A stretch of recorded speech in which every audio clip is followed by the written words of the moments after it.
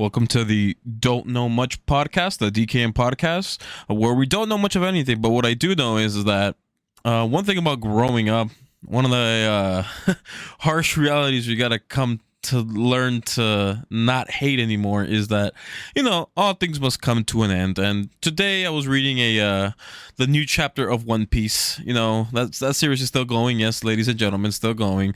The anime is still going too. It's been going on for a long, long time. And, I'm reading it and it's on its final arc. It's on its final saga after what I think close to, what was it, 30 years or so? I can't even remember now. But all I know is that it's getting there. It's going to be one of those moments where I'm gonna look back and then be like, dang, I can't believe I lived through all this. I did everything, and this is how the series ends. The series is already legendary, but like I'm reading it, I'm just like, I'm glad there's an ending to like a good series like this. It's gonna come in like what 3 or 4 years.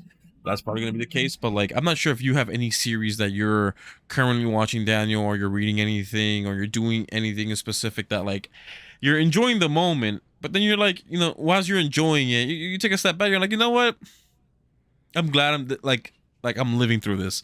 And that's how I feel like with One Piece, at least. Yeah, I could give you like a really perfect example. That's how I felt when I finally saw the last Evangelion movie on Amazon Prime Video, because I think it's still there.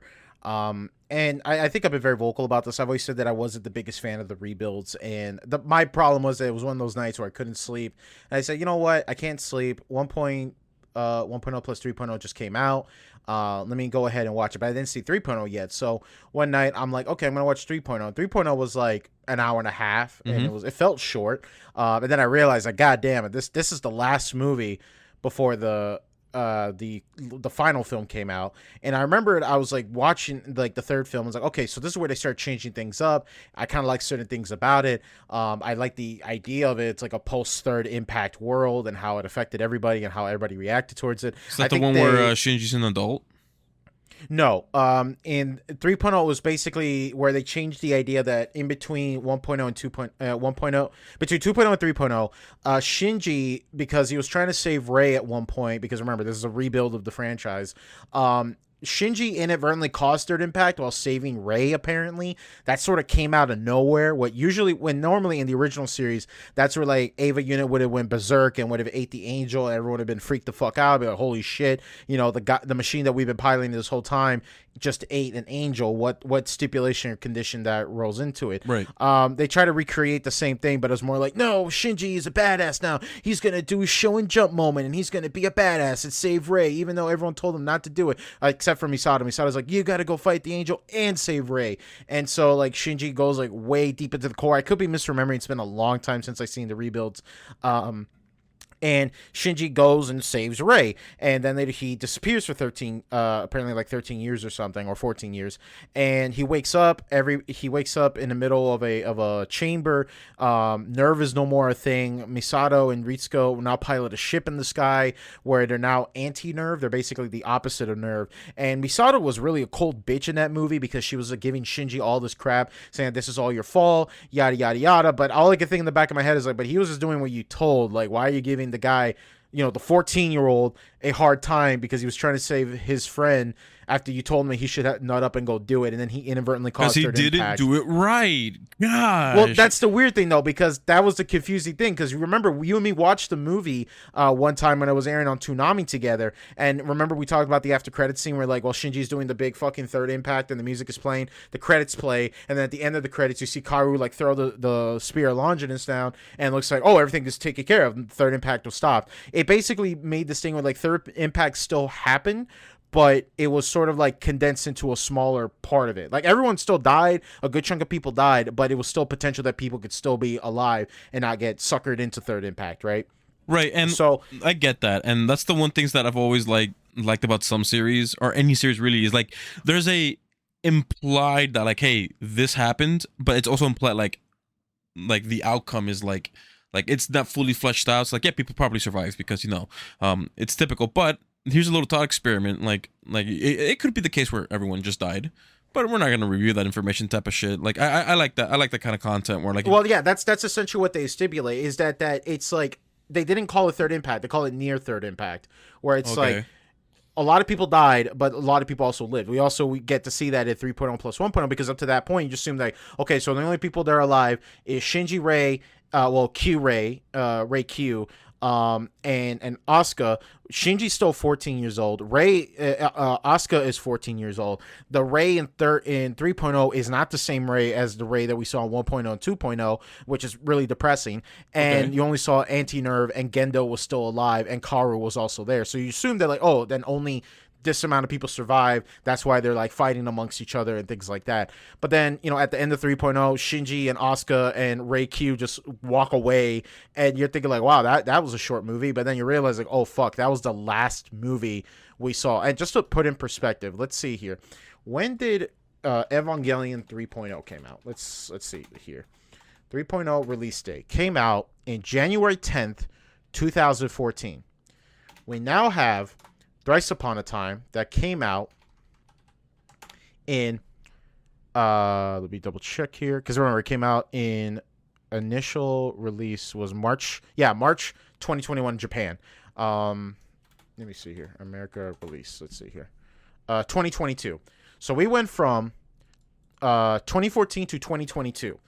Obviously, it was a long time, and I just thought, like, man, how do you follow up with, like, something like 3.0? Because I thought, like, man, there's no way in hell they're going to follow up with it. So 3.0 happens, and then we found out that, yes, a lot of people actually survived, including Shinji's friends, which was really depressing because it's just, like, there's a scene where Shinji is still wearing the same school uniform, and his dad keeps giving it to him because after Shinji escaped, like, Anti-Nerve, his dad picks him up, and, Shinji having that kind of, like, awkward relationship with his dad, he's like, all right, guess I'm going to pilot the Eva, plus my cute boyfriend Karu is here with me, so I think everything worked out in the end. Whereas Shinji's still given the same uniform, and in Japan the uniforms are ridden with the owners of the shirts and the shoes and stuff. Right. And one of the shirts that he finds is Toji, and he freaks out thinking, oh my god, Toji's dead. I'm wearing his uniform. But we found out that Toji and his friends not only survived, they grew up, they became adults, and some of them even got married, and they even have kids. But I really like the idea that they didn't hate Shinji. They never got mad at him. They were happy that he was alive. They're like, hey, Shinji, I'm so glad you're here, dude. I know you're still 14, but look, man, I married that chick that we were friends with. Me and her have a kid. I'm so proud of my kid. Look at us. We're so happy and everything. And I like that kind of wholesomeness. That was like my favorite part of the movie, was the beginning, where it was just this village of people. They just accepted, like, all right, this shit sucked, but we can't get mad at the kid. He was given a shitty hand in life. This is the circumstance we're in right now. All we could do now is rebuild and show that humanity could still pick back up again, which that was like the tail end of the message of End of Evangelion, where it was like, hey, everybody's gonna die, but everybody could come back if they want to. They just have to choose it. And Shinji, Asuka, Rei, and eventually, hopefully, at some point, everybody else will. But obviously, we didn't get that at the end of Evangelion. It's meant to be kind of it's meant to be up for interpretation, but that's the idea, that's what they were saying in the third impact scene, where Shinji's mom says, like, don't worry, don't be scared, everybody's all going to come together as one being, but eventually at some point they could come back if they want to leave. And that's what Shinji did, which that's like the biggest sign right there. The guy who started Third Impact because he said, fuck everybody, everybody's so mean, we all should just come together. And then Shinji realized, like, I don't like this isn't right, like, I feel formless and everything, and Shinji rejected it, and it shows that you could come back out of it, what I'm saying? So that's how I felt about, like, 3.0 plus 1.0. It didn't help either that, like, I was half asleep. This movie was like 4 hours long. Actually, what was the runtime of Thrice? Because it felt like it was 4 hours. Runtime, it is 2 hours and 35 minutes, and 3.0's runtime was barely like an hour and a half. Yeah, it was like an hour and a half. So it was like watching two movies in that length back to back. Admittedly, though, by like the end of it, I was like half asleep, and I remember just watching the end of the show, or the end of the movie. And I don't know if you want me to spoil it for you. Yeah, I don't really care about spoilers. Okay, well, it's been a long enough time, so spoilers for anybody who hasn't seen 1.0 plus 3.0. It's on Amazon Prime Video still. It hasn't gotten a Blu-ray release. Hopefully it will soon. Basically, at the tail end of it, between some really confusing shit that, like, Gendo basically became immortal in some way, and Shinji and Gendo have that ultimate mech fight. There's that touching moment where, like, Gendo acknowledges, like, the reason why he was so mean to Shinji was that he was so scared of him. And, like, while we get that at End of Evangelion after he gets, like, eaten by, like, the apparition of Eva Unit 1, or he's really like, wow, I'm such an asshole. I noticed that, like, I hit away against Shinji because I was scared to hurt him.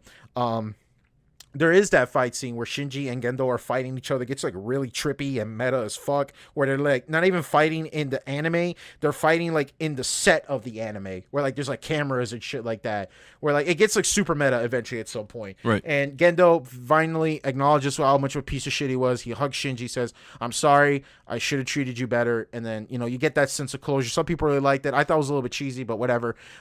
Basically Shinji literally name drops, "I'm going to be the Neon Genesis, and I'm going to restart time where everybody is doing their own thing. Ava never happened. We all are."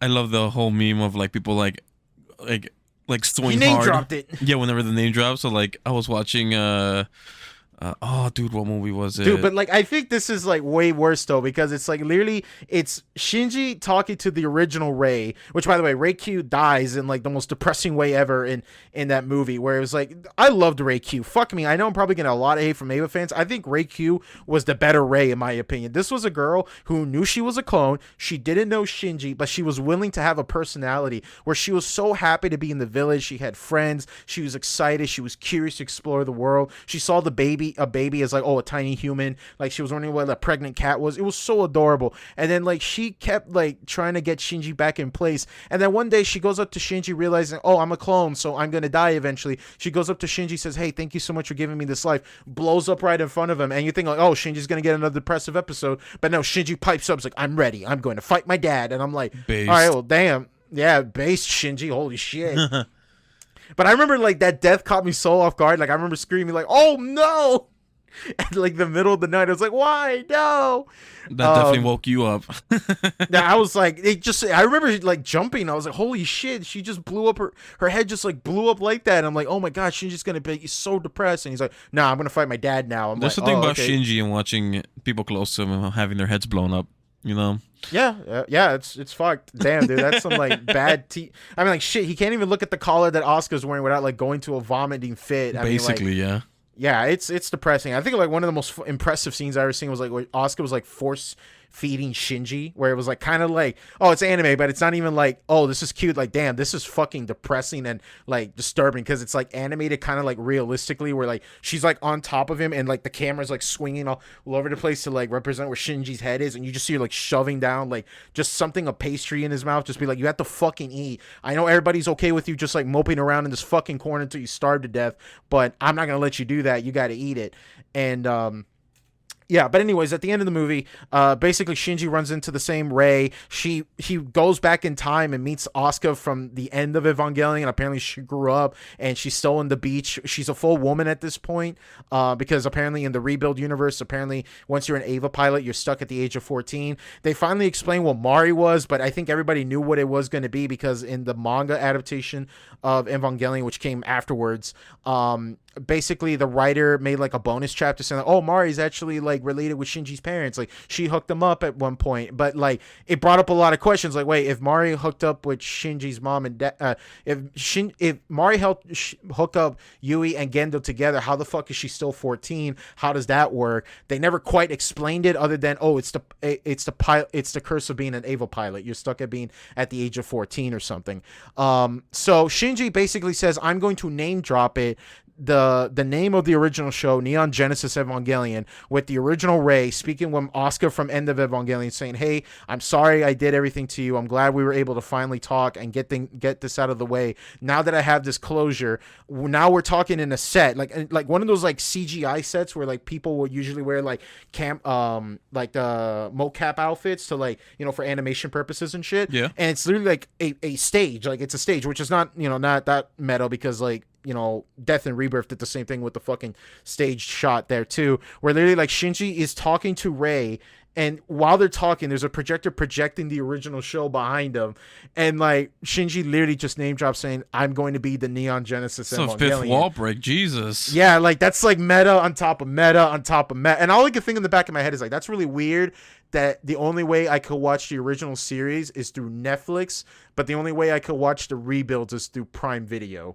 But whatever, whatever. What can you do about it? So at the end of it, Shinji wakes up. He's an adult now. He hooked up with Mari, and I know some Asuka shippers out there got like really mad about it. And I'm just like, guys, like I know that like your cute fan fiction idea will believe that, like, oh, Asuka and Shinji get together because they're like fucked up people. They'll fix each other. Like, no, usually fucked up people when they hook up, it's more of a fucked up situation. And like Shinji basically created a world where like Eva never happened. Like no one's a pilot. Everybody has their own lives. Shinji and Asuka went on their separate ways. Rei is nowhere in the shot. Karu's there for like one shot, which means that there's this idea that he could still be around because Karu's whole motive in that universe apparently was that like, oh, I've died time and time again. And Shinji's like, no, I don't want you to die for me. I want you to have a choice in the matter. I want you to do what you want to do. And at first I was like so caught off guard by it. And I thought about this and like, is this how I want it to end or is this how it should end? And I thought about it and I'm like, you know what? I think Arnold's done with the franchise. He's been vocal about where he's like, I'm done with it. I have no personal attachment to the franchise whatsoever. I want to just do Kamen Rider and fucking Godzilla now. I'm done with it. I promised myself I was going to do the 4 movies, and he did it. And I like the idea where like there's a lot of potential because of that time gap between Shinji 2.0 and then 3.0. There's that 14-year time gap where like Misato had like a kid and everything, and we found out what happened to Ryuji because he kind of disappeared, but apparently he sacrificed himself to prevent Third Impact or some shit like that. Misato had a kid with him because I was always hinted that like Misato may have been pregnant at one point. You know, and that was like this idea that Anno's willing to say, hey, I'm willing to let people like expand the universe, and there's like a perfect slot like right there that you could do it, you know? So I get where you're coming from, where it's like, damn, you know, it's finally done. And the sad part is all I could think of was like, man, how many people, you know, didn't live to see the finale of that movie? You know what I'm saying? Because again, we went from 2014 to 2022 where like, you know, things happen, you know? So I get where you're coming from, where I was like, I remember I tweeted about it, and I didn't really like, I haven't seen the movie since. I don't think I'm like mentally ready to rewatch it again. But I look back on it and I was like, you know what? I still think End of Evangelion was a better movie because it portrayed its message way better. But I will say that for a finale of the entirety of Evangelion, it makes sense why it ended in such a like kind of metal, like, all right, fuck it, everything is a dream kind of situation, because that's essentially what they wanted. So I can't get mad at them if that's what they want, you know? Right. It's kind of like the idea where it's like, or like in part 8 of JoJo, where like Johnny Joestar wanted to like bring back, you know, Gyro and all his friends, but you know, Valentine was like, hey, I'll do it, I'll promise you. But he knows he wants to do it, but he can't. Even though that's not the answer he wants, he realizes I can't do that. I can't give you the corpse parts because I know that, you know, I believe you're a good man and I believe you have a better motive than me, but I can't give you the corpse parts. I know that you're a piece of shit also. So, you know, it's sort of one of those things where it's like, if the objective of the show is the character saying, I wish this never happened, I don't blame him if he succeeded. I'm not gonna get mad at him and just be like, oh, this is stupid. So it deflates the whole purpose of the show. It's like, no, that's the goal he was trying to accomplish. One of the main reasons why I brought up this topic, which I know, I'm sorry, I went on a tangent there, but it's just to give you can talk about Evangelion for hours, and I know you can because you're a what's the word, a fanatic for it, which I could never understand. At least with that series, like it's an okay series for me. I just could never understand like the whole craze for it. But recently, yesterday, a new chapter of Berserk was launched, and this was after the death of the creator, original author. The original author, which some people were wondering if they're going to continue the actual series, like how it's going to be done. It's going to be done properly. Well, it turns out the what do you call it? The person who's basically being the lead on this, the director, when it comes to like the narrative and all that stuff, is his best friend of like decades. I'm talking about like since like single digit age. Like they were both single digits in age. Not only that, they're both mangaka, and not only that, when it comes to like how social they are with one another, they're only really social like these are like brothers, except for the blood part. Like these guys are like tied. Like they to would the take hip. A bullet for each other. Well, it's beyond that. They're basically like the only people that can actually call each other like a true friend type of thing. Yeah. Real close, right? All that being said, he's the one continuing on the series because he's the one that obviously talked to Miura a whole bunch about, you know, where he wants to take the series, yada yada yada. And all that being said, the reason I'm bringing it up is like things are happening in the manga that I was like that are proving like some questions, like, oh, how is Guts going to do this? How is he going to do that? Like the hurdle that's in front of him is really, really huge. And there's going to be a point where like the series ends, and obviously it's not going to be the true ending because the author isn't there. Miura isn't truly there. He's there in spirit, sure, but like it's not there. And it's like one of those things where I'm looking back on like the time I had with Berserk. I was enjoying the hiatuses in between each chapters. Obviously, some of them lasted like a year, some of them lasted like a year and a half type of thing, and like the same thing with Hunter x Hunter, but Hunter x Hunter's coming back. The Bleach anime is coming back for people who didn't watch who didn't read the manga, and then even the manga is having the manga. I think like a couple months ago, I know it was this year, but a couple months ago they released a new chapter where Ichigo and everyone's grown up, and there's a new. They're explaining a part of the verse that goes throughout that goes that had a lot of questions, but now we're getting the actual very morbid explanation on it just within one chapter. And then lastly, there is this thing. I recently watched the new Dragon Ball superhero movie. It was quite nice. I really liked the animation, the story, and one of the best things about this whole movie is the whole power scaling thing, because this goes in conjunction with the manga, what's happening in the manga. The movie takes place after the current event of the manga, and not only that, but I love power scaling community because like it's funny how toxic people can get and how like dumb and nearsighted people can get. And one thing that I've quite enjoyed is like obviously everyone knows about like the meme but can he beat Goku type of thing, exactly. right? I was about to say that. Yeah, so like this new like Goku at the moment right now in the current series isn't the strongest in his own universe. Technically Gohan's stronger than him with his new form in the new movie. And someone else is stronger than him, but I won't say who. I've always read the theory, this idea that like Gohan is initially supposed to be the passing of the torch, that like Gohan is meant to be stronger, but there was going to be It's not like, a theory. more conflict. It's an actual like statement from the author. Right, but that's my point though, that Gohan could be stronger than Goku, but he didn't want to be. He's like, hey, you know, Dad, no offense though, I was rewatching Dragon Ball not that long ago. That show's pretty goofy in the grand scheme of things. You know, Gohan didn't have a goofy childhood. He had a pretty fucked up childhood. If you think about it. This dude before he was 10 was killed and beating his ass up by like people 3 times his age. Was he killed? No, he died. Not killed, but like near death. Yeah. Well, that was basically the whole thing of it. I mean, Goku technically had a worse childhood, but we're not gonna go into that. Goku's technically autistic in his own way, in his own very special, nice way. But yeah, the creator Akira Toriyama. Akira Toriyama. He did say that Gohan has a higher potential. Thanks to Goku. But he doesn't want to. It's not that he doesn't want to. It's just that he could when it did call for him, when he was pushed. Not pushed, but when he was guided.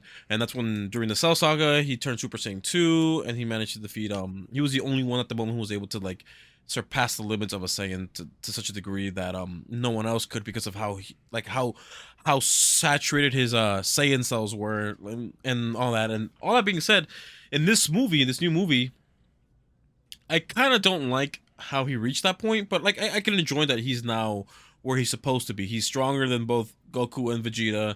He's the strongest right now, and he's truly unlocked his potential as a Saiyan. Goku's going through the path of a god.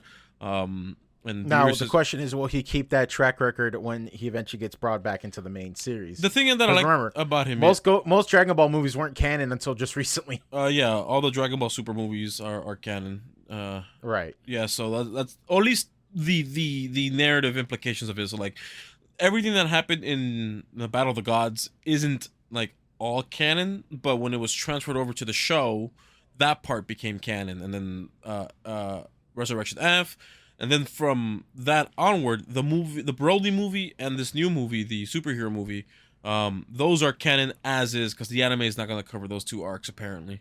Because usually, like in the anime, they would like recap it in a way. It's like, oh, hey, remember when this happened? It's like, oh, watch the movie now, kids. Buy it on Funimation. They're gonna skip it now. They're gonna skip the Broly movie, right? And they're gonna go straight into the arc right after the Broly movie, which is called the Moral arc, where it's about space wizards and whatever. So all that being said, he that series ended obviously a while ago, but then it came back with Super because the demand was there and the creator wanted to keep playing it. I mean keep writing it, but like obviously that will come to an end. But that's really it when it comes to like series as a whole. When it comes to like things that I've enjoyed growing up. I mean, Naruto is still alive in the form of Boruto. Bleach is still alive with this new. It was only one chapter though, but it wasn't really like a full fleshed out chapter. One Piece is still ongoing. There's a lot of animes. I mean, manga is still ongoing, but yeah, it's just one of those things where like we spent a good amount of time talking about it. But it's just one of those things. I like that. I had that thought today. I'm just like, I had a good time with all these series and stuff. Yeah, I get you, man. I think that it really is one of those things where it's like, the creators and like the marketing people and everybody who creates them, they know that like, hey, if this is going to be a long lasting franchise, we got to kind of still not only attract new kids to get into these sort of things, but we're also going to have to realize that we're also have to pander to the older adults that are, still committed to it. I mean, like it's not unheard of for, guys that are our age that are still watching Kamen Rider years later, or they're still watching like Naruto, or they're still making Gundam figures in their fucking offices, at the top of their in their billion-dollar Fortune 500 company. Isn't there a new Gundam game coming out? Yeah, there was a Gundam game that was coming out. It's more like kind of like Overwatch, but another Gundam game followed. I'm not surprisingly a massive Gundam fan, but I would love to get into the franchise at one point. And the funny thing you mentioned about like with Dragon Ball, Marcos, like I still consider myself to be like super casual. I've yet to see a single episode of Dragon Ball Super, but I should still go out of my way to watch these movies because I feel like that these movies are not super requiring of like a lot of context to watch them. I mean, I was just looking up like the box office score for this movie, and apparently became the second highest grossing Dragon Ball film to date. Wait, and I remember a lot of people superhero, yeah. Yeah, I think Broly. I really wanted to watch Broly because I figured like, oh, Broly doesn't really that much context. It's fucking Broly. Like he just shows up, goes fucking X Games mode and just fucks shit up. Like I just want to watch like stupid shit like that. And people just told me they're like, oh yeah, there's a story, but like I just wanted to see Broly fuck shit up. And I'm like, oh yeah, I should have just went to watch that, but I don't even remember the last time I went to a movie theater. But yeah, I think that it's just really interesting. Going back to like JoJo of all things, I was watching how like now that part 8 is coming to a close right now. We don't know if there's going to be a part 9. There was that transitionary stage between part 6 to part 7 where fuck, oh my god, JoJo's a creator. I'm a fucking loser today. Creator, I forgot his name too. Araki. Yeah, Araki. I only know it because of the meme. Araki basically went from like, oh, I'm gonna move from Shonen Jump to do Ultra Jump, and people are telling me like, oh, cool. Now that you're not doing like Shonen Jump anymore, and now your audience is generally a little bit more older, you can now do more like adult themes and adult topics and things like that. Right. And Araki said he didn't want to do too much of like a drastic shift. Like he wanted, and it was such an interesting point because it was part 7 that he did that change where it wasn't even known that it was going to be a part of the JoJo franchise. You know what I'm saying? Because when Steel Ball Run first aired, not aired, but it was first came out, it was just called Steel Ball Run. No one knew that it had anything to do with JoJo. Like, yes, there was a Johnny Joestar, there was a Gyro Zappelli, but people didn't know that. It's like, wait, is this related to JoJo? And remember, we're going off of part 6's ending, which, spoiler, part 6 ends with literally a universal wipe. So literally there's no memory of any more JoJo. Like the JoJo heritage curse has been officially lifted because Poochie and fucking the kid from part 6 literally just said, all right, shut that shit down. And then it ends with Jolene and all her friends still alive saying like, hey, let's go hang out and get some drinks. And then it ends like that. It's like, oh, wow, that's such an interesting way. But that's what, Araki wanted to do. He didn't want to get binded into this idea like, oh, I got to follow all this like rules and mythos and all this legacy of the show and everything. That when he went to part 7, I'm like, fuck it. It's going to be in Cowboys and we're rebooting the franchise. And it has nothing to do with the previous parts. Now, granted, nowadays, you look up Steel Ball Run, it is officially a part of JoJo's Bizarre Adventure, and it is a continuation. But to quote X-Force says that JoJo Part 7 isn't a continuation of the story of JoJo, but more like the themes and the characteristics and the abilities of JoJo. So that way they could be like, it's still part of the JoJo universe in its own universe, but more like it's a fresh start. You know what I'm saying? Right. So, yeah, I'm excited. I want to see Steel Ball Run being animated. I'm going to watch JoJo Part 5 first and then get around to watching Part 6 because now all of it's on Netflix. One of the things that got me thinking about today about the whole thing's coming to an end, and it's something we all know that's happening. as a as a previous fan of the series, I'm not too into the series anymore at this point. It's with Halo, and some people are saying that 343 should no longer be in charge of Halo anymore because of how many times they just messed up the bucket with Halo 4, 5. Master Chief Collection's okay, but it isn't like too crazy. And then Halo Infinite, the way that they really messed it up. I think season 2 or whatever lasted 10 months. Season 1 lasted about half a year, something like that. I can't remember. But all I know is that just now they're going to, I think either this no I think it's next month, they're adding Forge. And they're also just recently said they're going to get rid of co-op campaign, especially They split just screen. flat out said it's not going to be a thing, and it's kind of crazy because I remember that was like a thing that a lot of people were mad about. It was like, damn, dude, like we were literally waiting for that. Yeah, they literally said after Halo 5, our next Halo is going to have split screen, or couch co-op or anything, and they're just saying no to it now. And people are just obviously saying, like, remember when Bungie was developing a game, and then once it was released, the game was basically 98% complete. And sure, the games take longer to develop now because of graphics and all that stuff, and that makes sense. Higher budgets. Sure, and then budgets. But all that being said, Destiny managed to get 2 expansions, while while Halo managed to not get much of an increase in content. And people are saying that a live service like Destiny was able to do all this, whereas Halo couldn't do that, and it's a much more simpler live service, technically speaking, when it comes to the multiplayer. But obviously, the single player is different.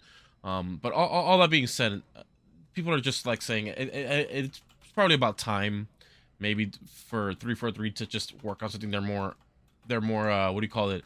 Well, isn't 343 literally just hired only to make Halo games?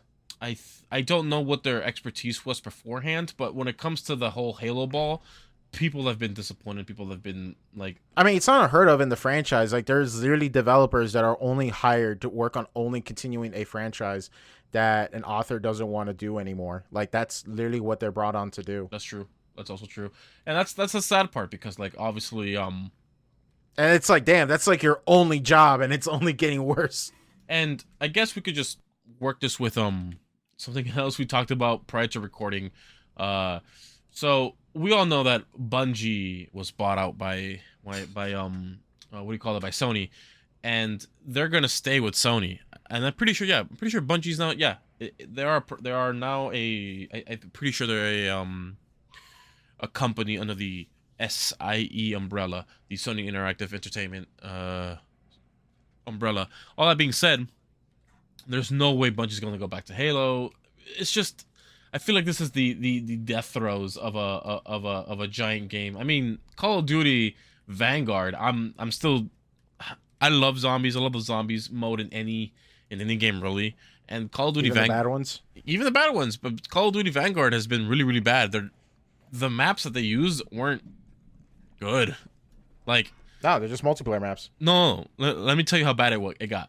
So, there's a map, the second map that got released. So there's 4 maps total. The second map that got released, that one, I think it's called Terra something. That one got released. It was whatever. It was a multiplayer map as well.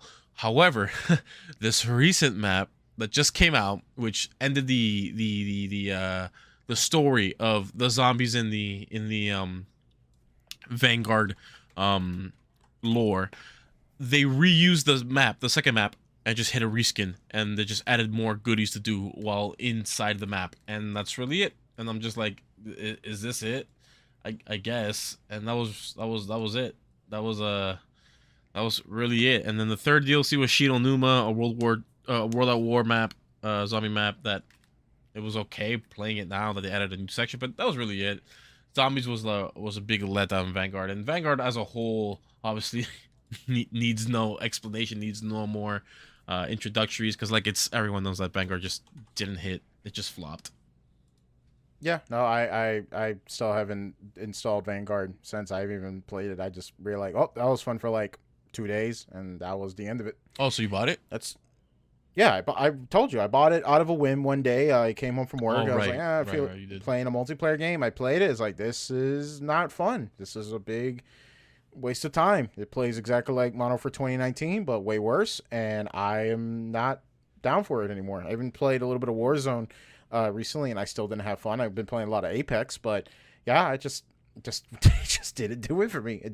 I'd much rather be playing Splatoon 3 right now, honestly. And you're talking to a guy who hasn't played a zombies mode in a single Call of Duty since the one that introduced it at World at War, and that was not even that much. So yeah, I don't know. I every time when I look up people when they talk about Vanguard, it's just like this. Just there's nothing here. There's no fun. I don't know. Can't say it's for me. The one thing I will say when it comes to just irony is obviously everyone knows about the whole Red Dead 2, like save Red Dead 2 and whatever, and recently Red Dead 2 got an update. Yippee! You know what they added, Daniel? What they added? 3 missions. They're called Telegram missions, and Telegrams are missions are just very simple, very easy. They don't give you much rewards. They don't give you much like EXP and money when it comes to like someone at a, like a mid-level player. It's basically a, a pathetic joke of an update. And meanwhile, my dumb self, I like playing Fallout 76. I've said it multiple times in this podcast, and that game, as bad as it may be, it's still gotten way more updates than Red Dead 2. It's just one of those things where just like, I guess it's time to move on. I mean, heck, even Starfield looks like ass with the trailer that they showed. I mean, I'm probably going to play Sonic Frontiers just because it's a Sonic game. But I don't know. I feel like there's going to be a point in my future where I feel like I'm going to stop playing video games altogether.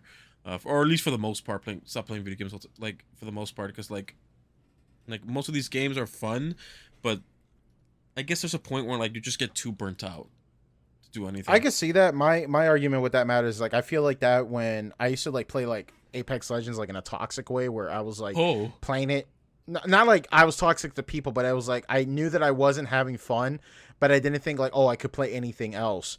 And I think that falls onto like other people. Like I get so tired of seeing like YouTubers that they'll be like, I'm done with League of Legends, I'm done with Call of Duty, I'm done with this, and be like, look, unless you show me, I don't give a fuck what the hell you're saying. And secondly, who gives a shit, you know? I get it if like your channel is based on only Call of Duty or only this one thing, but sometimes I feel like that I would just go up to these people and be like, hey man, maybe just do something else. Like if this isn't for you. And I get it, like once you're known to do only one thing or one particular franchise or cover only one thing, I totally get it. You know, me and you were talking about earlier about like how many Call of Duty commentators went off the deep end or they disappeared off the face of a planet post Call of Duty Ghosts, where the franchise, what I would say, was probably in its most negative, where most people just didn't care. They just were fed up with it. Machinima money wasn't coming in anymore, and then it just boop, gone. And I just look at these people, I'm like, well, you gotta have like a plan at some point. Like eventually the honey dries up, you can't get any more, milk out of the cow at that point. You're gonna have to do something else.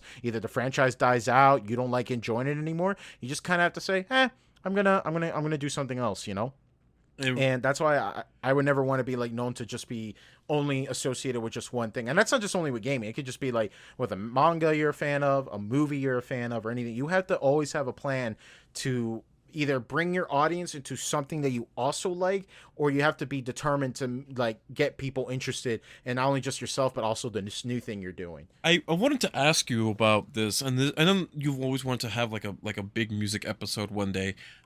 Spoilers, I guess, for anyone listening, but Right. How do you feel? This is regards to like doing the same thing and then shifting to different things. When it comes to music, right? There's a couple bands I followed specifically in the metal genre where they would make their first album, and that album goes hard. I'm talking about like it's like dirty riffs, dirty blast beats, dirty everything. Like it's like a headbanger. Then the second album, it has the same things from the first except new stuff, right? And then the third album, fourth, fifth, etc, where it's like a new thing, and then people start complaining about, oh, they weren't like it's used to. Like I've used that line before, but then I matured and I'm like, well, you know what, these bands obviously are doing their own thing, they're experimenting, and obviously I've never liked this whole like, oh, let me listen to this album and give a review of it. Listening it to this whole album once and then giving my reviews. Like you can't just listen to an album Yeah, once. to quote Jay-Z, you can't do that. You can't like review. You can't listen to the album once and then review it. Like that's not enough time. It takes time, and then like out of nowhere you could just be listening to this album. You could just be driving home from something. Like maybe you were just out on the mall getting food, and then you were just listening to this album where one song comes up where you're like, you don't really care too much about the song, but then you start listening to it, and then it hits you different. Like, oh, this song. Yeah, is exactly. You actually can't pretty- just give the first listen. It's like, yep, that's it. You know what I'm saying? Because there's a lot of songs like that. I fucking hated Cherry Bomb, the song. I didn't hear the entire album, Right. but I heard it, and I was like, when people told me that like Cherry Bomb is like the make it or break it for a Tyler fan. I remember hearing about album like reviews of it, mainly Anthony Fantano, where he just riffed the shit out of this album, where it was like, you know, this was like Tyler's like most experimental, and it wasn't really that good. He kind of did that like meme shit where, you know, where like you clip the shit out of the track and it's just like that. That was really the whole song, and I was like, wow. I remember like sitting in my car and just like looking around like, what the fuck am I listening to? And I remember looking up reviews of it, and people were like, oh man, this album was so underrated. It was this and that. But I could see where people might say like it wasn't good. But going back to your story about this idea, like, oh, the first album of an artist is usually like their best or something like that. If it's one thing I've learned about when you listen to people who review like bands or something, mainly bands or something like that, usually the artist works so fucking hard on their first album. They do everything they can to hit those, hit all the and marks, to get known. get it as Yeah. exactly. But then they pull their back out, and then they have to like slog for 3 to 4 albums later until they finally get back into the rhythm. I get where you're coming from. It's like a good example would be like Weezer, for example. I love their first 2 albums, and I like No, all their certain albums tracks. are perfect. Shut up. All their albums Look, are perfect. I'm only saying, but I think some are better than others. That's oh yeah, my 100%, point. 100%. So I'm saying is that like I get where you're coming from, where it's like I don't think it's just also a creative change. It also just means that they're not doing good. Like you could just be, or here's another example. Like let's say there's a band that their first album was fucking garbage. A good example was Judas Priest. Yes, Judas Priest's first album was Yeah. fucking garbage. Let's just be honest. Rock and Roller was not good. I don't care how much you write that in your dad rock album blog. I don't give a fuck about it. It's a garbage album. But we listened to it and we thought, man, this. I'm gonna say here, Mark. I don't think this is a Judas Priest album because it wasn't. It wasn't made for Judas Priest. It was made for a completely different guy, and then got co-opted into the lead singer for Judas Priest. And it's like, yeah, this doesn't quite feel good. And then it didn't get good until like Wings of Destiny to come out. And you're like, oh yeah, now that's Judas Priest. You know what I'm saying? Right. But I see where you're coming from. Where like this idea, like where do you get that risk about like, oh, how do I branch out and how do I do like all these different genres? I think it boils down to if you're good at the other albums. Because I argued that, you know, I remember I was talking about this with your brother at one point where I say, how do you like a band more, to be constantly experimenting or constantly be consistently good? And I argued that like there's a way that you could do both. You just have to figure out which you're good at and which can you like get away with, you know what I'm saying? And that's fine. I'm not saying you can't fuck up on an album. You can't say that, oh, the song was kind of garbage, it wasn't good, let's just move on with our merry way. But at the same time though, you have to realize like, hey man, like if your entire album is nothing but that experimental garbage and it's not good, I'm just gonna call it as what it is. It was an experimentally bad album. You know, even some bad albums could have something good to come out of it. You know what I'm saying? There's this one band that they were good when they first came out. They were good with all their other albums, and then their album that came out in 2019 was great. It's American Football, and that band, all their songs are freaking bangers. Like not one bad song. And the thing is, the one thing that at least you can appreciate, well, at least with that band, is to any random Mo Schmo who has never heard of American Football song, and I was to play one random song from each album, you would think it's from all on the same album. The thing is, there's a difference in the singer's voice because obviously he gets older, but it's very, very, very, very simple. Music is very, very slow, very nice, but the entire genre of what they do is so well done, and like it's one of those things where like a band stuck to the roots type of thing, and they didn't really mess up, which I guess it's kind of an oddity of sorts, because statistically people would just change out their tune, their genre, the kind of music they're kind of producing. It's normal. But American Football, it's like one of those staples that I think will never ever go away because they just do well. The singer's doing his own thing now. He's funny enough, he uses his first name as his stage name, which is Owen.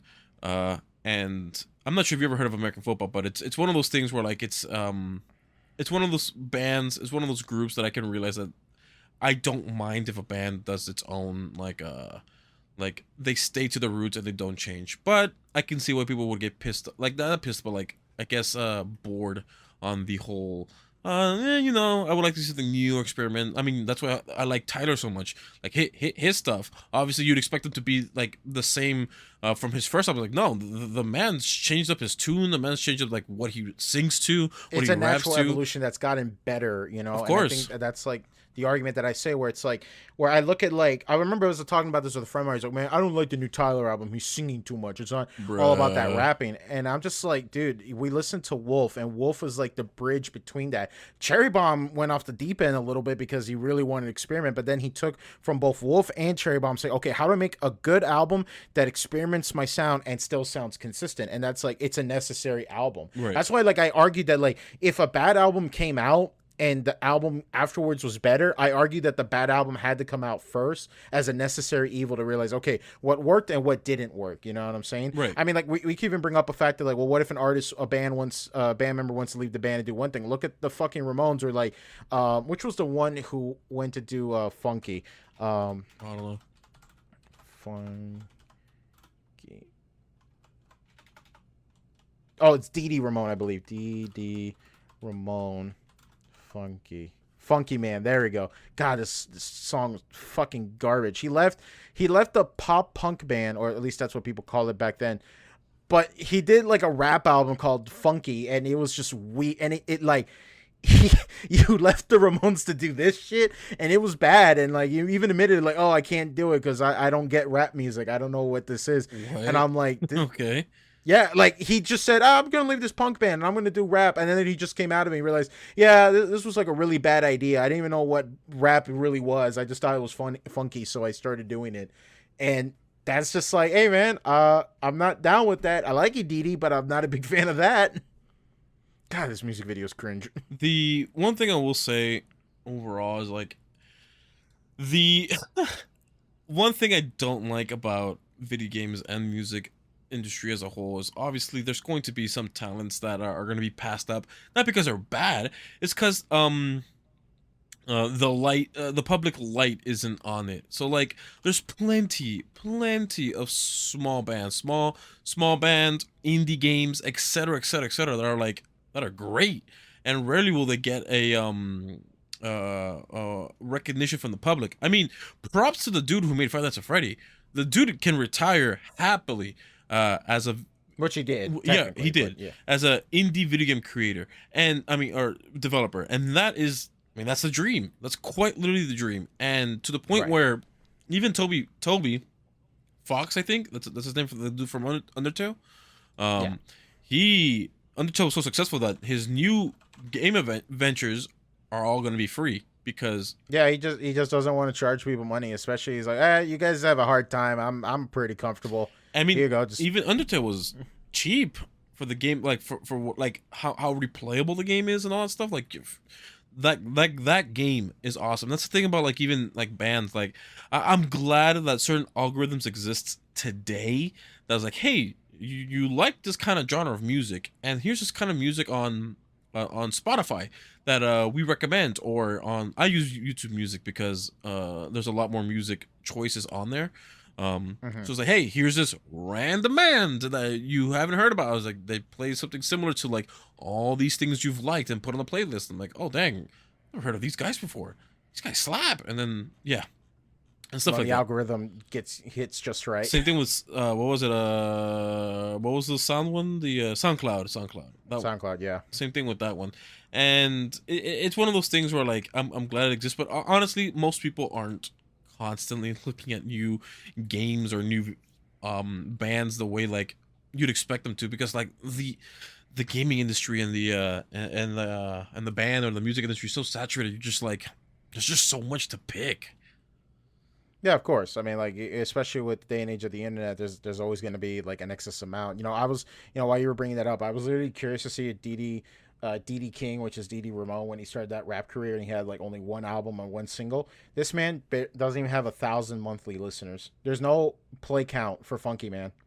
I think the same thing Yeah, could really. be said for like Thundercat because he was doing his own thing for a while, and then like the public light was just shown onto him, and then I he, mean, he's in the Gorillas now, so yeah, he's yeah, pretty yeah. successful there, Well, right? no, but I'm saying like before. This is the type of thing that I'm talking about. Like before, like he didn't like he wasn't really recognized until like someone started listening to his music, and then that kept going and going and going on. It kept getting passed around, and then here you go, Thundercat is down the Gorillas. And that's the thing I'm talking about.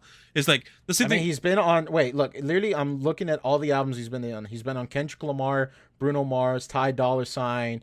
Let me see here. He was in the Minion Well, the soundtrack. man didn't start making music and was immediately successful. That's the thing I'm trying to. No, of course Yeah. not. But that's the point, though, is that people discover him and they're like, "Hey, I want this guy part of my team." Or like, hell, when I was listening to when I went to the Tyler concert, a lot of Tyler's features were there as openers, and I thought that was so cool. It was like, oh, I Nice. never heard these guys, and granted, it was it wasn't the full audience was there, but I thought it was kind of cool. It was like, oh, cool. I've known these people. I mean, shit, I didn't know who Kali Uchis was. I heard maybe like one of her songs in a soundbite Hmm. through TikTok or something, and I met her, and like the audience went fucking crazy, and I thought like, wow, she's not even the main event, and like she fucking went crazy on stage.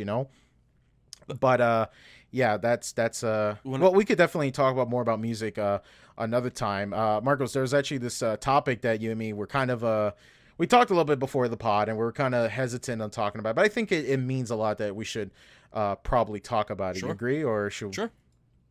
Okay, yeah. So I guess we could talk about this as like the closer event for the episode because we're already at 50 minutes right now. So as you guys have probably heard, there's been this big campaign lately. Not to mention any names, but there's been this campaign lately about the idea of dropping Kiwi Farms. What's And Kiwi for Farms, those, Daniel?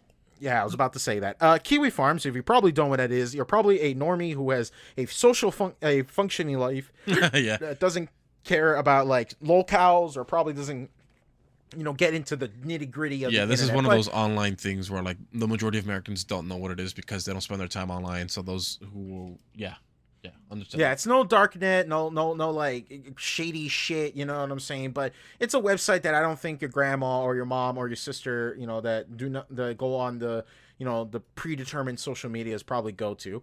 But basically, if you ever watch like a video of someone who's doing a rise and fall or what happened to a locale, if you guys don't know what a locale is, just think about Chris Chan or other people that are people that are generally speaking only exist on the internet to be made fun of because of their actions or actions of others. Yeah. But basically, Kiwi Farms was this thread website where they talk about things that people have said and done.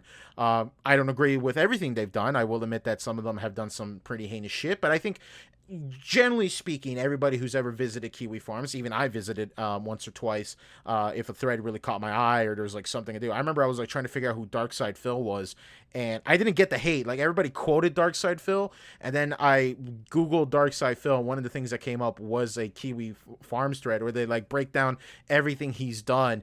And I remember someone did the same thing for Wings of Redemption where they made like bullet points explaining everything. And then even Medicare or Mr. Medicare, you guys probably know him as, he took that information and he spoke with the guys at PKA as literally as his questions to be like, did he do this? What happened? Yada, yada, yada, right?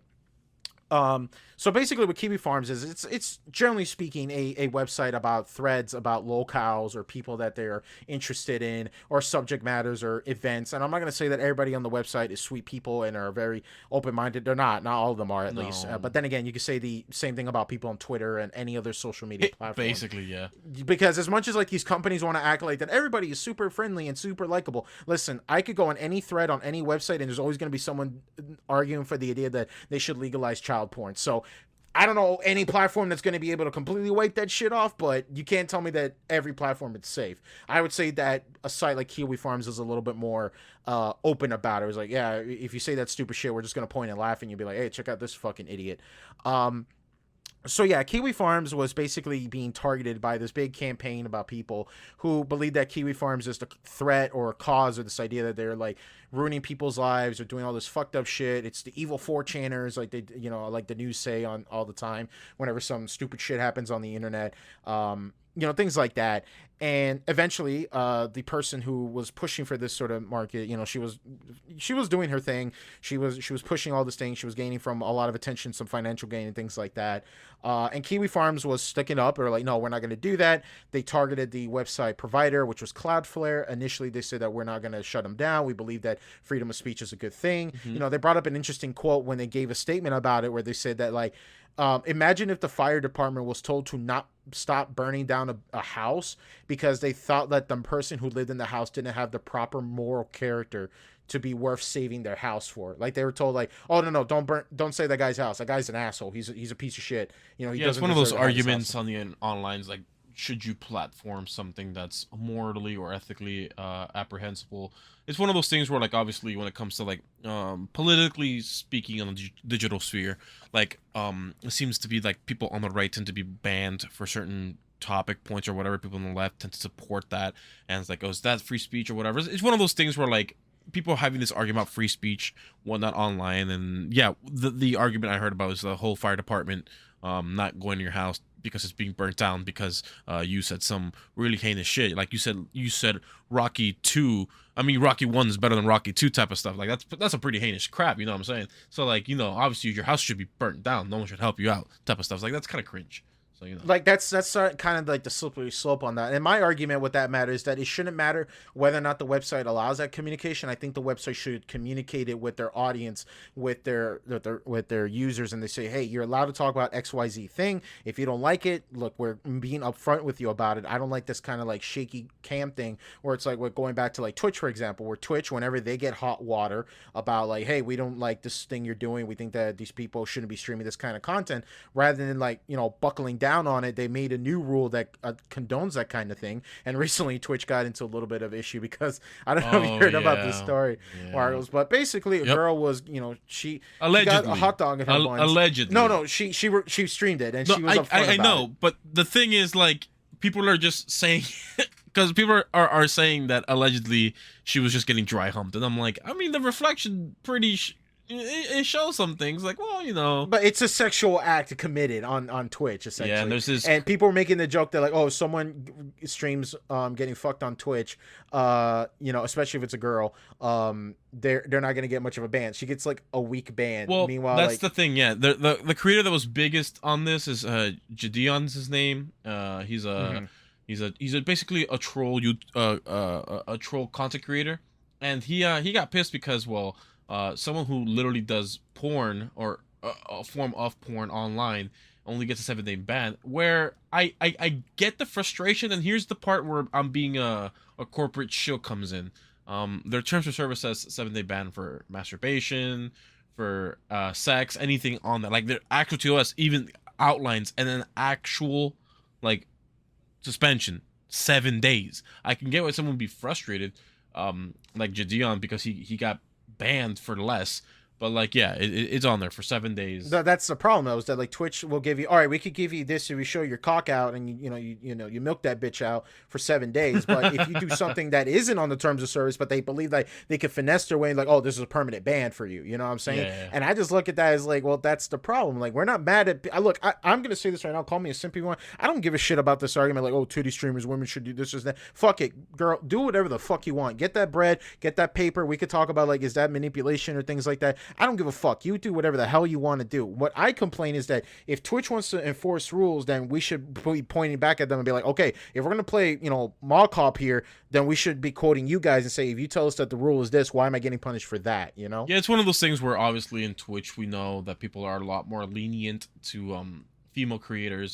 There's no thing about it. Like, is it sexist? I don't think it's sexist. I just think it's just more leniency on women, which I actually don't like. They have their own reasons, but like I think the offices at Twitch are like staffed by those who are like the LA types, the LA like Silicon Valley type. Yeah. So like young millennials. Yeah, so stuff like sex content or sex worker content isn't so much like looked down on, and people were bitching and moaning about like, oh, the word simp is banned. It's like, no, the word simp isn't banned. You using simp as an insult is banned, which is a bit ironic, but like it's not something I'm mad about. It's just one of those things where like obviously you got to choose your battles. So would that be also following the line of like if someone says a slur but they're directing it towards someone, would that be considerable? Like, hey, you can't, we don't allow that kind of Right. So like conversation. obviously one thing they do point out is like if you're not a black content creator and you use the if you say the N word with a soft A, like that's something that's looked down upon, but anyone who is like not white can use it and they're fine with it. But I think just recently they got they were giving hammers to people who said what was the word, cracker or something like that. And Yeah, I remember. and Yeah, that was. that like I guess that's a thing. I really don't care, and they were considering it a slur. But like, I think Hassan got hit with a suspension for using it. I'm like, I mean, if Hassan got it, I mean, like, sure, whatever. I don't really care. The man's a millionaire. He doesn't give a hoot about a 2-day or whatever day suspension that he got. All I'm saying is that Twitch obviously doesn't even know what they want, what they're even doing. All I know is that they're just it's all over the place. It's one of the reasons why, like, if I ever were to start streaming, it's just doing it on Twitch alone it's something scary for me. Just because like out of nowhere, like I can accidentally like something accident pops up and then boom, I get the hammer. And not to say like it happens all Right. the time. I'm just saying it's one of those things. I'm just like, the favoritism is kind of blatant, and I'm just like whatever about it. I mean, I think we could save that for another discussion. I want to trail back to the Kiwi Farms discussion Oh yeah, later. you're right. But basically speaking, my take on the matter is that, like, well, yes, I agree that Kiwi Farms isn't a good site. I think No. everybody who's been on the platform or ever visited the website can agree that, like, yeah, this is some fucked up shit. But technically speaking, all they're doing is just talking about it's a thread, it's a forum, where they discuss stupid events, stupid shit that people done. I mean, like, shit. I'm just gonna spoil it right here and quote Medicare again, where he says that, like, if Kiwi Farms goes down, anybody's gonna do like any documentary on any YouTuber or any fucking locale on the internet is gonna be twice as hard now, because let's just be honest though, everybody just uses Kiwi Farms threads. It's like when people say like, oh, did you know gaming video, not did you know gaming the guys, but like anybody who's ever done like beta content on a video, 9 times out of 10 they're going to the cutting room floor, opening up a Word document, and then they just like copy and paste everything in the thread or in the page, because that's easy content. It's right there. The information is like readily available. Right. And I mean, if you're a guy who watches any form of like locale content as not only just as a documenter or a review or some guy who's keeping track of this sort of thing, most of the time they're using Kiwi Farms. And I'm not saying that the users of Kiwi Farms are completely, washed away from their hands. I could tell you that they've done some weird digging and things like that. But I'm also in the argument that says, if someone digs up like a really stupid tweet you said, or a stupid group you're a part of, or something like that, and you're no longer associated with it, and they use that against you, hey man, just disown it. Just say like, hey, that was me, but I don't associate with that. I don't agree with that statement. But to act like, oh no, we gotta shut the platform down, this is wrong, this and that, but you put it out there. I know I might seem like an asshole for saying this, but I'm the kind of person that if you make a tweet that is really bad, or if, let's say, you said some really insensitive thing, or maybe you said something fucked up, and if you delete it because you don't agree with it, okay, that's fine. But if someone uses it against you, you can't act like, oh, they're making up the tweet. You did it. You posted the tweet. It's a screenshot. Just take the L, learn from it, and go on from it. So one thing that Kiwi Farms has obviously used, like the arguments for like getting rid of it, is because it's used for doxing people. The thing is, funny enough, in America, doxing isn't illegal. So I could say Daniel lives at 1600 Pennsylvania Avenue. That's, even if he does live there, it's not illegal, even though it's the White House, right? So like, all that being said, Kiwi Farms, sure, it's a cesspool of cringe people, but the thing is that the loudest voices that are against it are the same voices who have used it, and that's one of the things. Ironically, yeah, ironically. So one of the things that, at least with Kiwi Farms, that I know of is like there's certain content creators who have been affected by it, and there's same content that same content creator has been using the platform in order to push their bullying tactics, their agenda, etc., etc., etc. And the thing is, Daniel, you and I were talking about it, and the way you said about how Kiwi Farms puts everything in a nice little neat thread, I guess that makes sense for an argument to like figure out like if this guy's truly is apprehensible and just truly like isn't like the truly cringe, which you did bring up this content creator if you want to talk about him a little bit, but like that's up to you. But I would understand why someone would not want to, and like that's digital, what do you call it, a digital document that says, hey, this guy, this is the reason why he's been banned off the internet, why no one wants to do anything with him, because look at all this apprehensible stuff he did. So stuff like that, like, I get it. Like, it's like the, what was it, the yin yang symbol, where like, here's the good, balance, yeah. here's the bad, here's the bad and the good, here's the good and the bad, right? Like sure, there's a whole bad thing, but here's like this little dot of good inside the bad, which I guess is what Kiwi Farms kinda is. I mean, like, I could document some, like, fucked up horror stories I've read. I'm pretty sure we could talk about this. And, you know, thankfully we're doing this at the tail end of the video, so, you know, Susan won't, you know, bring down the hammer on us. But we'll try to censor this as possible. There was a story I was watching. This is like 3 hours long on YouTube, where I doubt this person would, like, literally most of the footage or the screenshots this person was using was literally from Kiwi Farms threads. Like, that's how they document it and keep track of everything. There was a person named Nick Bates who went on in the internet. He was publicly telling people that, like, oh yeah, I don't bathe, I shit myself, I shit on the walls, I spread everything, I stalk a girl, she doesn't call me, I publicly show everyone I have a fetishization for children, yada yada yada. He argues for pedophilia should be legal. And, you know, he said this time and time and time and time again, and no one did anything about it. No one reported it, no one did anything, and no one gave any attention to this guy. Eventually, someone in the farms finds out, like, hey, this crazy dude is saying some pretty fucked up shit. Let's look up and see what else he's been saying. Oh, okay, cool. So we know he lives here, we know he does that, and I don't agree with doxing or harassment. I'm not saying I condone that kind of thing, but they found out about it, and they made a case where it's like, hey, we need to report this guy. And someone in the farm found out that this guy was going to trial, and they met him. They saw him in the courtroom, and they described the testimony and how they found him guilty. But that's just crazy to me to think about, that this guy was on the internet for years telling people all the fucked up fetishes he wanted to do, how he, you know, essayed a minor to do it. And it was Kiwi Farms that kept track of it and kept tabs on the situation. It was only afterwards that then the news started coming out, and then the guy got put into jail. And it's like, well, what else do we have to do? Are we just supposed to assume that everybody on the internet who doesn't, you know, act out like that, are we just supposed to look the other way wait until something happens? Right. And I guess this is my hot take on it, because I guess I just, the type of person I am, and not to say that I'm open-minded or closed-minded, it's just like, Daniel, if you and I had a friend who was like Nick Bates, but only kept everything to himself. I mean, he told us like everything that he like Nick Bates did, but forget about him actually doing anything against anyone else. Like, I would find his views cringy, but I wouldn't like tell him that like I would stop hanging out with him. Like, as long as you can be in your own realm and not affect anyone and do anything illegal, you can do your own damn thing. Like, fuck. Like, I don't know, man, dude. I think one of my bare minimums of being a friend of mine is, like, don't be a pedophile. That's like, you know, right? No, of course, small thing, right? Of course, no, I get that. I get that. It's just the thing that I've met. Like, I don't know, if you told me the guy, Danny, in my free time, I like to shit up the walls and everything, I'd be like, okay, well, right, okay, see, okay, if you shit up the walls in your own home, that I don't care.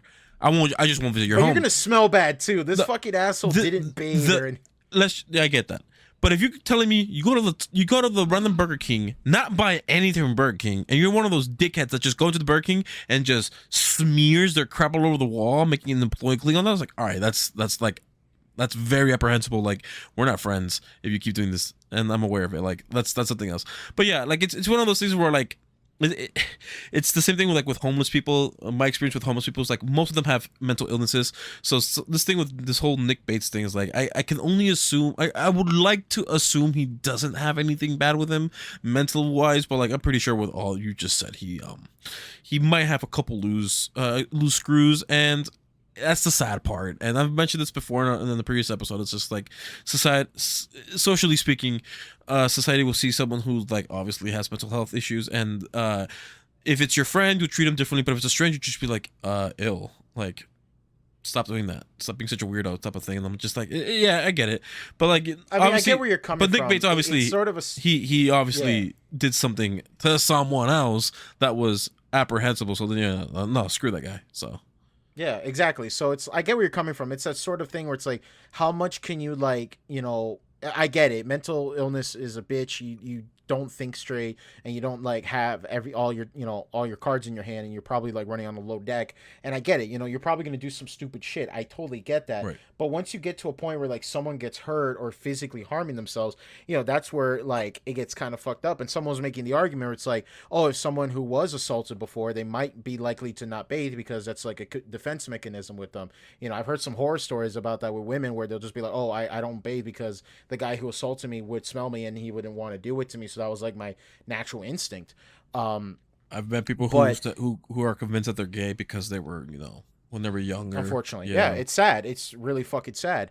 But my thing is though, is that like the fact that you're so open about it, and the fact that you were saying some outlandish crazy shit, and the fact you're willing to do this crazy shit, that should have been like, all right, dude. Well, I'm sorry to tell you this. You're a threat to society. At some point, before even shitting up the walls and coming up on the floor and everything like that, and not bathing and things like that, when you say I'm going to do something that's going to hurt a minor, hey man, you got to go to a box. I'm sorry. You have to like, I'm sorry. And then when you try to tell me to negotiate this, or if you try to do the map thing, or you try to say like, oh, I'm just being persecuted because of my beliefs and stuff. Like, no, dude, you're not being persecuted. You need to be fucking trialed and shot in the wall. You're not worth the saving. Jeez. Yeah. That makes sense. Yeah. And it's not even like, oh, it's just only one freak out, Danny. Like, no, dude, like you see people on Twitter argue about this and it's openly there too. And I'm going to be like, yeah, I'm going to say you're a fucking idiot and you probably should go to get locked up and put up against the wall because you're a fucking asshole. So yeah, going back to Kiwi Farms and things like that, and you could say the same thing about like websites like Encyclopedia Dramatica. It's the most like over the top like thread forum website, but it's an interesting piece of like history where it's like I've read some fucked up shit. We could like maybe that should be like a bonus episode or something about like reading the most fucked up like stories I've heard. I could tell you about Mr. Hands. We all know about Chris Chan, probably the most documented person on the internet. Yeah, probably. Yeah, maybe.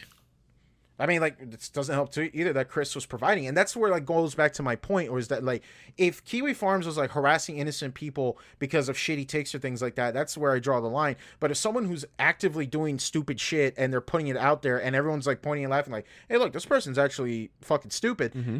I can't say that like, oh, you're a bad person for laughing at him. Like, no, he's a fucking creep. He's disgusting. He's a fucked up individual. I can't look at any redeeming quality he's about. Does that mean he deserves to get harassed? Probably not. But when he assaults someone, hey man, someone should knock on his door and be like, hey, we need to like figure out what the fuck you're doing because you're saying some pretty crazy shit out there. You know what I'm saying? Yeah, it's one of those things where trying your best to what do you call it? I wouldn't say like you're trying to platform this person because you're being patient with them, because like obviously I'm not going to support anyone who's physically and still doing something with something unconsensual or anything like with someone else. Like I'm talking about like I see your view, here's why it's cringe based off your own worldview, and this is why we're going to work on hopefully making you a better person, making you just see where the hell you messed up. Because like it's one of those things where like if I wasn't given a second chance because of a cringe tick I had, like I'm probably sure I would have been much more cringer than I am today. Not saying that you should be patient and giving everyone 50,000 chances, because everyone will find a way to mess up and take advantage of your kindness. Yeah, no, nothing like that. It's just like one of those things where like the life that I've lived and the paths that I've walked, it's just one of those things where I'm just like, if only someone was there to like just look at you and be like, shaming is a very, very, very good, useful tool in a tactful way. I hate when people say, oh, I'm brutally honest. When they use that term brutally honest, in my mind, all I hear is, oh, I'm just a jackass who just says things out loud. You can't get mad at me if I say some really mean shit to you because I'm just giving you the truth. Right, and it's one of those things where like people say, I'm just like, I guess you're just a jackass. Like, no, I'm just telling my honest opinion. It's like, well, honesty is better if you have tact, because I could just say like, hey, like let's just say this any random guy I know who just smells will be like, hey, did you forget to put on deodorant or something? It's like I'm not gonna say like, yo, you fucking like you smell like actual crap. What the hell's wrong with you? Like, no, I'm gonna be tactful. I'm gonna be like, yo, did you put on some deodorant and like whatever? Like, did you put on a shirt again? It's like, because I can kind of smell you, type of things. Like, it's not a 0-100 type of thing. So like, to me, where I do it. It's just to be like I try to play like polite, and I'll be like, a good example is like I was picking someone up and they smelled a little funky, and I looked at them like, oh, dude, was like your mom cooking by any chance? You smell a little funky. And they're, oh no, I just woke up, and I'm like, oh, did you shower or anything? Because you smell a little funky, dude. He's like, oh no, let's go. And I'm like, no, I don't. I'm gonna have to be in the car with you for like over an hour, dude. And An I'm not hour gonna drive down with drive, the wind. ease. Yeah, it's like, hey man, I'm not gonna take you if you do that. Do me a favor, go to the bathroom, put on some cologne, put some deodorant. If you want to go take a shower, go for it, dude. Because like, I'm gonna be stuck with you for a while, and I don't Right, want you to right. like stink up the place. You know what That I'm makes saying? sense. And I'm just like, I'm gonna be polite about it, but I'm also gonna like put the foot down, and be like, hey, I'm not gonna drive with the windows down the entire time. You're gonna have to work with me here, chief. I'm not gonna lie, but a couple of times I've made a trip, uh, about a 5 hour trip just to visit a fast food place, and just because a bunch of my friends wanted to go, I'm like, yeah, screw it, let's just go, and we just went. So on our way back, we would buy extras, obviously, because we would want to have extras on our way back, and one person would open up their burger or whatever, and on the way back, and it's such a strong odor of onions would permeate through the whole car, and it's just like, ugh, like it's strong. I'm not saying like it's bad, I'm just saying it was strong, but like, It smells, yeah. right. It's a strong And then sense. when we picked up someone else, they're like, dude, what is that smell? It's so strong thing of onions. Like, yeah, it's some delicious food, bro. Get with the times. So like, we were driving like that for 5 hours. You get used to the smell, obviously, but like, it's one of those things where I can't imagine you going Damn, he through. was eating for 5 hours, or was just No, the the smell was smell stuck was there? strong. So like, Oh, we okay. were driving for 5 hours, but like, we stopped smelling it at the like 10-minute mark. Your nose just gets used to it, you know. Yeah, for me, I have like a special spray for that in my car that's just for that purpose. It's one of those like, it's not like one of those like normal like car air fresheners. It's one of those that's like supposed to get the smell out. But like I get where you're coming from. It's just like, and that's where I am with like with honesty. And my sister's pretty good at that too. She's just brutally honest, and she's not gonna like sugarcoat shit or anything like that. But going back to that whole situation is that like, hey man, I'm sorry to tell you this, but if you're shitting up the walls and you're being a parasite and you're not doing anything, I'm gonna tell you up Yeah. front and be like, yo, you need to get something done. And the argument that I hear all the time is like, oh, but they harass Chris and or Christine, and he's done, and they really went on with him. And I'm like, well, yeah, but he was doing stupid shit, and people are telling me that he was doing stupid shit. It wasn't like some of them goaded him on, absolutely, but so a lot of people are also like, hey, I want to help you out, dude, but you got to help yourself out at some point. And that's like the in my opinion, the moment when you finally become a lolcow is when you are told, hey, everybody's laughing at you. Let's just say Marcos is a lolcow. Let's say everybody just hates him. They're all making fun of him. That's his entire existence on the internet. Base. And I come up to you and as like a friend and I say, hey man, I know the reason why they hate you, and I could help you to stop it from happening and improve your social image. And then you tell me, I don't want to do that. I want to keep doing what I'm doing for the rest of my life. I'm going to tell you, like, okay, then you are accepting the fact that you are a lolcow. Mm-hmm. Because I can't look at people who are lolcows and not look themselves up on the internet and be like, man, why do so many people hate me? And then people be like, well, because they gave you this advice and you told them and you wiped their ass with it. So that's why people are not willing to, that's why people don't fight, go up for bat for Wings or DSP or any of these He people. may be Because they shitting the notice walls, that, but like, at least he wipes his ass. I mean, yeah, with my advice, it doesn't mean anything. There's no paper in it, but he's just wiping with his hands. Right. But like that's the point is that like if people are telling you like, hey, I legitimately want you to do better, and I don't want people to make fun of you, and I'm giving you this advice, and you just tell me to go fuck myself, or you're just telling me that like I don't want to do that, I'm just gonna look at then there's no purpose, and you have to accept that people are just gonna keep making fun of you for it. You're gonna have your audience for sure, but You're right. you're gonna also realize that people are going. You're just existing on the internet for that one purpose, to be pointed and laughed at, and because you don't want to do any improvement. And I've been watching like a lot of documentaries about that kind of shit, where like people were on the top, they were doing something good, and then later they just either give up or they start doing some really stupid shit, and then people just didn't do it. And then the natural instincts like, oh, but like I thought you guys really liked me, you would accept me for whatever I did. And like, yeah, up to a point, but if you start like doing some really stupid shit or nothing entertaining for that matter, people are just gonna go away. And you can't guilt them either. No. I hate that mentality. It's Yeah. like, oh, you gave me money beforehand. Well, yeah, because you were enjoyable and an entertaining streamer. Now you're just annoying and depressing and like not doing anything, and now you're just like looking at me as not as a supporter, but like your mommy to give you your monthly allowance, and I can't do that. I can't do that. It's an interesting story with this whole Kiwi Farms things, and it's one of those things where like I just I really don't care, to lack of better words. I just understand that there's going to be a point where if you're going to be a public figure, it just comes with the territory. It comes with Unfortunately. oh yeah, and it's one of those things where like it is what it is, and if it's something that you're interested in becoming, at least do some research, because I know of plenty of people who female who would wish they'd never gone public because like how easy it is that people get so obsessed with them, and it gets cringy, and it's just like they just don't leave them alone and stuff. And then the common excuse is like, oh, why don't you get a boyfriend and then they can protect you. It's like, yeah, that's exactly what they need, right? Yeah, it's not like there's like a bunch of stalkers and everything that'll be up for that position. Right, and it's just one of those things where it's just like, uh, where just being a public figure, it's like I'm sure the harassment for like some like actual big time celebrities is even worse, but it is what it is. I can literally quote like one of my favorite stories I ever heard from Miranda Cosgrove from iCarly. Yeah. And I don't know if you heard about like her co-host of the show. Yeah, and her book about her dude, glad her mom is dude, dead, she's like I'm burning every fucking bridge down. I have nothing but respect for this woman. But Miranda Cosgrove was like talking about like the story about like a stalker who would like camp out in front of her house, Yeah. and then one day he snuck into her backyard, realized that she wasn't there, and he just lit himself on fire. And you had to like call the cops and be like, hey, some guy burned himself. He was stalking me. He was harassing me. You guys didn't do anything about it. And now he's dead in my backyard. He burned himself. And I'm just like looking at this. I'm like, God damn, that is fucking terrifying, dude. And I see that a lot with like when people break down on Twitch or something like that. They're just tired of it. They're like, I'm tired of like looking up my name and I see myself in an article or live stream fails and things like that. And with that point, and the thing about like, oh, going public or getting famous or things like that, I argue with this idea about like cancel culture and things like that, where it's like if someone says some naughty word or they say something really ignorant or something like that, I like to put it into perspective where it's like, okay, when they said it, how old they said it, how they said it, and do they still believe in that kind of mentality? I think that like if someone says like, oh, you said a naughty joke or you said a naughty word and things like that, and they like, my apology video would say something along the lines like, yes, I said it, I regret it, I don't condone it. I'm not that person anymore. I'm far better than that, and that is not me anymore.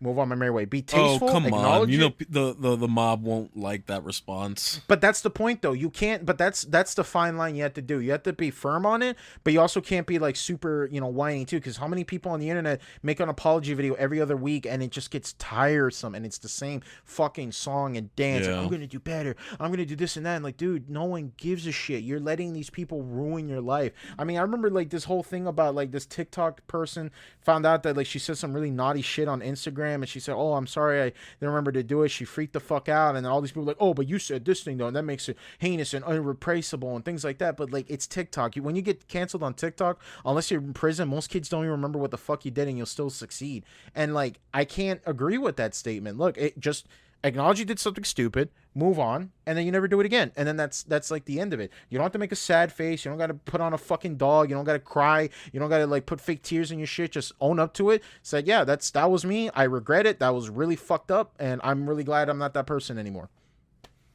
Do it with taste, do it with respect, and just do it like that. If people want to get mad at you over it, then let them get mad at you. But you like groveling at them is not going to be enough because they know they have power over you. And for them, they just want the likes and retweets. Or for them, that's their dub. Or you can be like, I think it was Snoop Dogg who was in Sway in the Morning. And some lady asked, one of the co-hosts asked him, "Oh, do you regret saying all those things you said about women now since like the women like the movement like when it comes to like women's power and women's equality and women's rights and stuff like it's becoming more like more of a bigger like issue and all that stuff?" And he goes, "Nope. That was me back then." And he goes, "Fuck them hoes." And I'm like, based. Yeah, but to be fair though, he even argues that like, yeah, I said it, but I don't regret saying it. Of course, but yeah. At least he's like, but he doesn't say it anymore. He's just like, oh yeah, I don't think it's appropriate to say it now. But back then he was like, what is he gonna do? Like, oh, I'm gonna take off all the music. I'm sorry, it's so problematic, and I hate that mentality. It's like, oh, we can't have this song because it's too problematic now. I mean, now it's they took off XXXTentacion's songs when it was shown that he physically abused his girlfriend, and I think she was pregnant at the time as well, and then they brought it back up. I mean, R. Kelly songs are still up, even though yeah, he's doing time. The dude's literally in prison. Like he's a jailbird singer now. But yeah, like that's just the point I'm trying to get at, is that like the cancel movement is that like if you freak out and you don't do it with taste and you move on, give yourself some time, you'll be fine. But I don't know. I think it matters the context of the situation. Like I don't know. I don't want to get into too much in cancel culture because I want to kind of end the episode on that. But Sure. long story short, listen, the internet is not just Twitter. It's not just TikTok. It's not just Facebook. There's layers upon layers and layers. Back in my day, we had a forum for everything back then. You had forums on different topics and forums and things like that. I missed that a lot. I used to miss the Final Fantasy Shrine so much. That was such a fun forum I was in. We should do that in an episode. We should talk about like old forums we were a part of. Yeah, there was a couple forums I was a part of, but like there are a few. I don't know. I think that ever since like Reddit became like super popular, it became like the centerpiece of the forum discussion. But I miss when like every forum had like its own like design and like signatures and things like that. That'll be a fun topic. I'll write this down. Like let's just make an episode talking about like different forums we were a part of. But yeah, Kiwi Farms, yes, it's a cesspool of a site. I think everybody unanimously agrees that, like, yes, some people who are there are legitimately weird and crazy, but also they're talking about people generally on the internet who do weird and crazy things as well. And the fact that, like, you want to act like, oh, I don't like this website, it should be gone, everybody should be turned off from it, is beyond crazy. And I think the funniest part of that whole story about this whole Drop Kiwi Farms thing was the fucking senator who got swatted. And they made a whole news story. I'm not making this up, Mark. Someone swatted some senator or something. And the person who called them says, by the way, I'm ex-moderator for Kiwi Farms. Yes, Kiwi Farms. And it's like, oh yeah, that's totally what happened, right? So let me make sure I get this straight. Someone swatted someone, called the police, says, I'm part of Kiwi Farms. And then they swat them. Okay. Yeah, I don't think that's exactly what it is, yeah. Maybe it is, but at the same time, who the fuck would say that? I don't know about you guys, but I don't think people who generally swap people, pinky promise and they give their actual identity or something completely outrageous. You know what I'm saying? It's not illegal to be a moderator, to my knowledge. And now you're telling me the police will swat you just because you were a moderator? Unless they have prior intel on you, they're not going to do anything. But, like, I've listened to actual people when they do these SWAT calls. I was listening to how Ice Poseidon got swatted on that airplane, and I was like, well, how did they say it? And the guy was like, hey, my friend Frank over here, he was saying some really weird things. He's on this plane and everything. And it was, like, kind of believable. But, like, you mean to tell me some dude called you up, gave you a fake name, said, oh, by the way, I'm a moderator for Kiwi Farms? I'm just going to say it's kind of weird. Yeah, so I don't know. And my favorite part was like when the lady was on the news and she was talking about like, oh, this is what the left wants. They want this sort of thing. And I'm like, co-opting in your campaign. That's a smart move there, lady. Got to use the opportunity to push your agenda for anything. Dude, I'm telling you, dude, that's great. That's some genius marketing right there. And then like right after the story, she got swatted again. That's fucked. I don't condone swatting. I just thought that was just like really weird. It was like, oh yeah, we gotta shut down Kiwi Farms because one guy swatted us and said he was from Kiwi Farms. Dude, there's this mom that I know, and I talk to her every now and then. And we were just talking crap, and she's going really really hard into the whole politics stuff, and she's really right leaning. She's very like traditional and all that stuff, and I'm just like, I like what you're doing, I guess, but like I still find it cringe. It's like what, being an active member of the community. It's like, yeah, I guess in your own way. The way you're going about it, I just can't do it because I find it cringe. Just moaning about every little small thing. That's not me. It's like, yeah, but they're teaching our kids this and that, and I'm like, but are they really though? Like, are they actually like being this evil thing that you heard on this podcast this one time, or this one thing you saw on most social media? Is like, the world isn't so black and white, dude. It's like oh yeah. I argue with this idea that if you follow any hate thread on 4chan or anything, you can eventually paint the skew that the certain race or ethnicity or class of people are all this horrible things about it, because that's what you're exposed all the time. That's how they image train you, and that's how you think that, like, oh, like when I went to college, everyone's just like, oh my god, when I go to college, it's going to be a hug fest. Everyone's going to say all these things. and everyone's gonna do it. No one gave a shit. No one do it. Just because you watch like one protest or something like that, like, oh, this is everywhere on the internet. This is how it really is in the real world. Same way with our. I'm glad you brought it up. When our teacher said, "Oh, in high school they're going to be a lot more stricter. It's not going to be like this." And then when we were in high school, it wasn't like that. And then when we get to high school, it's like, "Oh, once you get to college or university, it's not going to be like that. It's going to be a lot more stricter." And I was like, maybe if you were getting your masters or doctorates, but like, no, everyone's getting a bachelor's. Everyone's just chilling, doing their own thing. It's like, yeah. So yeah, and whenever they said that argument, like, "Oh, the teacher's gonna be strict," dude, I raise my hand all the time out of instinct to go use the bathroom, and they're looking at me like an asshole, like I'm an idiot. And be like, dude, if you gotta use the bathroom, just fucking leave. You don't gotta raise your hand like, "Oh, I was just trying to be polite." Like, I didn't want to walk out in the middle of your conversation, dude. Do that. Walk out in the middle of my sentence is more politeful than stopping the class to say you have to use the restroom. No, dude, just do it. And I just did it because I thought that was the polite thing to do. You gotta be what was it? A Sigma male. A Sigma male. You gotta piss your pants if they don't pay attention to you. Just be like, hey, I gotta use the bathroom. It's like, don't interrupt my class, and you just piss yourself. You just piss right there. You're not my teacher. Andrew Tate's my teacher. Oh my god, yes. Bless that man. Him being him getting banned, but you know, it is what it is.